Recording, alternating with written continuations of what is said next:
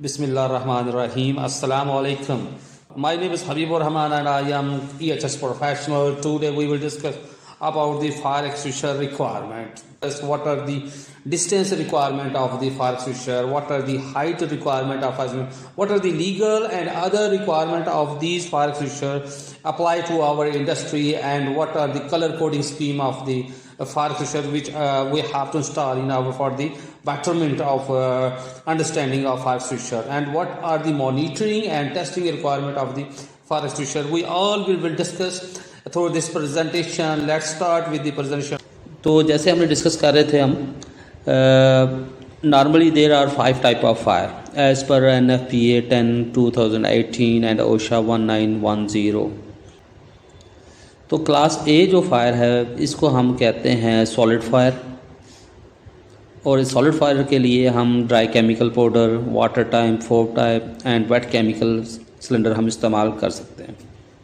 Class ए की fire के लिए जो फायर एक्सटिंग्विशर का जो डिस्टेंस है as per NFPA and OSHA 75 feet की। देन क्लास बी फायर है। क्लास बी फायर हम कहते हैं flammable liquid, gasoline, oil and some paints and solvents area. इस किस्म की फायर के लिए हम फोम, ड्राई केमिकल पाउडर और वेट केमिकल इस्तेमाल करते हैं।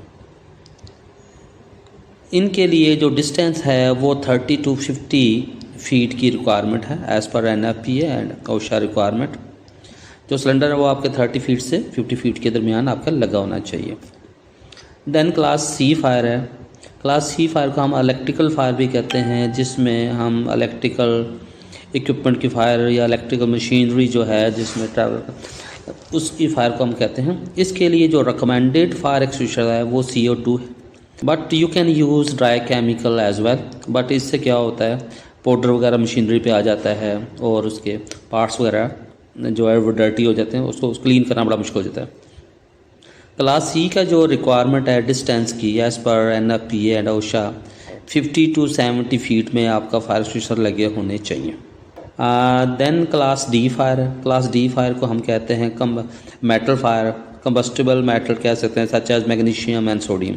इसके लिए जो रिकमेंडेड फायर एक्सटिंग्विशर है वो ड्राई केमिकल पाउडर है, और इसके लिए जो ट्रैवल जो डिस्टेंस रिक्वायरमेंट है वो 75 फीट जो है वो फायर एक्सटिंग्विशर का डिस्टेंस की रिक्वायरमेंट है।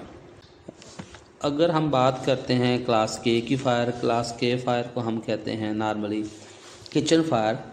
किचन फायर में जिसमें मुख्तलिफ़ किस्म के जो है वो मटीरियल इस्तेमाल हो रहा होता है। तो इसके लिए जो रिकमेंडेड फायर एक्सटिंग्विशर है this is a wait chemical. तो क्लास के लिए जो फायर एक्सटिंग्विशर की रिक्वायरमेंट है this is a 30 feet. 30 feet में आपका फायर एक्सटिंग्विशर लगा होना चाहिए।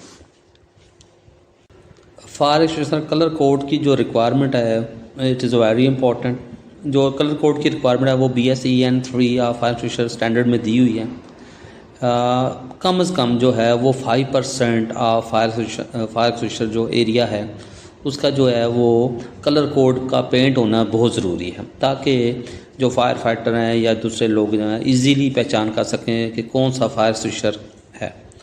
वाटर टाइप फायर एक्सटिंग्विशर का हम जो पेंट एरिया है वो सिग्नल रेड इसका है कलर कोड स्कीम, फोम का क्रीम है, ड्राई पाउडर का ब्लू है, कार्बन डाइऑक्साइड का ब्लैक है, वेट केमिकल का येलो है। अगर आप स्पेशलिस्ट जो है वो पाउडर टाइप आप केमिकल यूज़ करते हैं तो उसका भी ब्लू है।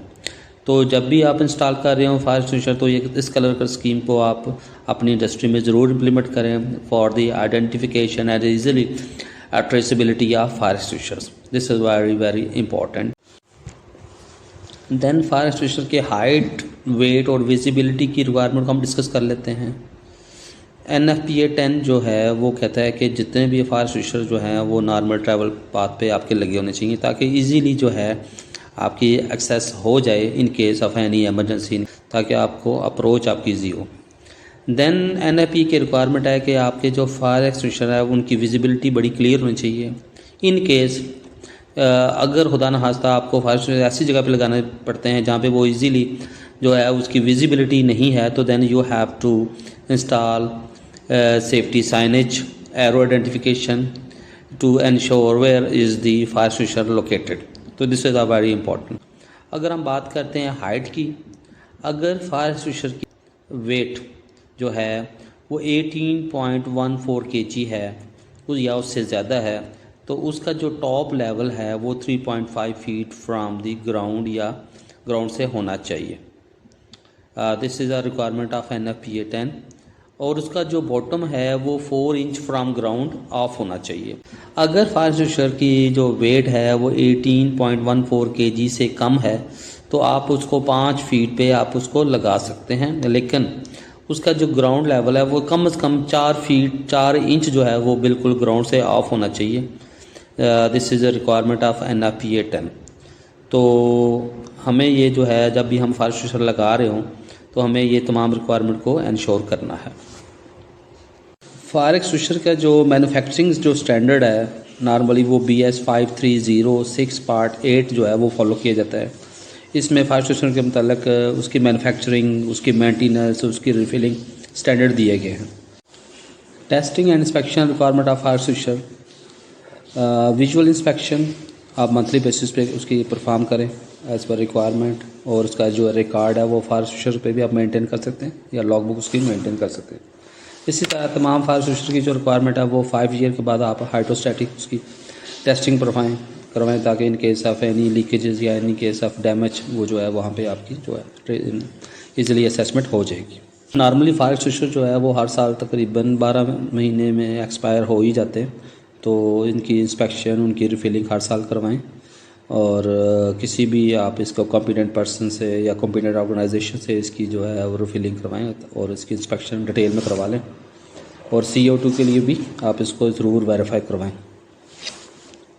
फायर एक्सटिंग्विशर पे जो है date of filling and date of expiry जो है वो लाजमी मेंशन होना चाहिए।